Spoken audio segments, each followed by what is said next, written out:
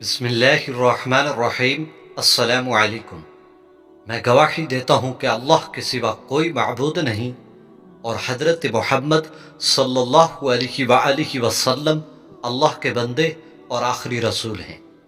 دوستو، سورہ اخلاص کے ساتھ یہ سورت افطاری سے کچھ وقت پہلے، کھجور کھانے سے پہلے یہ سورت پڑھ لو۔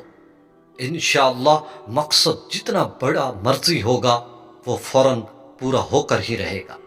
دوستو، اس سورت کی بڑی فضیلت ہے۔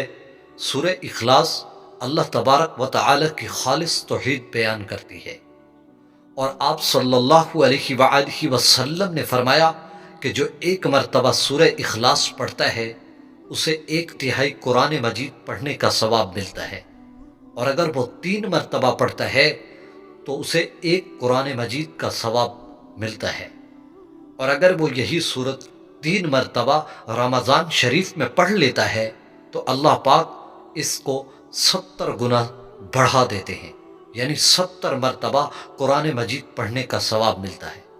اور جو شخص اس سورت کے ساتھ سورہ فاتحہ ملا کر پڑھ لیتا ہے تو اسے ایسی جگہ سے رزق ملتا ہے جہاں سے وہ سوچ بھی نہیں سکتا۔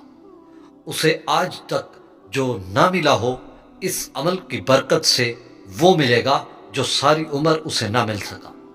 ایسا شخص جو لا علاج بیماری میں مبتلا ہو، یا وہ دعائیں مانگ مانگ کر تھک چکا ہو، یا وہ رزق کی پریشانی میں مبتلا ہو، یا وہ قرضوں میں ڈوب چکا ہو، وہ یہ سورت ملا کر پڑھ لے، انشاءاللہ اس عمل کی برکت سے اس کی ساری پریشانیاں ختم ہو جائیں گی، اس کی لا علاج بیماری ختم ہو جائے گی۔ اور وہ دوستو، وہ سورت فاتحہ ہے۔ وہ سورت فاتحہ سورہ اخلاص کے ساتھ صرف 10 مرتبہ رمضان شریف میں کھجور کھانے سے پہلے افطاری سے چند منٹ پہلے صرف 10 مرتبہ یہ دونوں صورتیں ملا کر پڑھ لے تو ان صورتوں کی برکت سے اللہ پاک اس کی ہر پریشانی کو منٹوں میں ختم کر دیں گے، اور ایسی جگہ سے اللہ پاک رزق عطا فرمائیں گے کہ وہ پریشان اور حیران ہو جائے گا، اور اس کا گمان بھی نہ ہوگا۔ اللہ کی طرف سے غیبی مدد ہوگی۔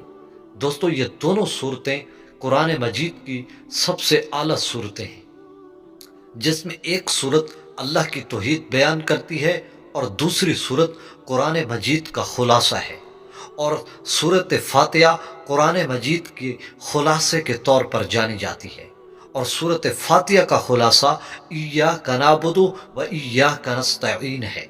تو دوستو، آپ سورت فاتحہ اور سورہ اخلاص کو اکٹھا ملا کر افطاری سے چند منٹ پہلے پڑھ لیں۔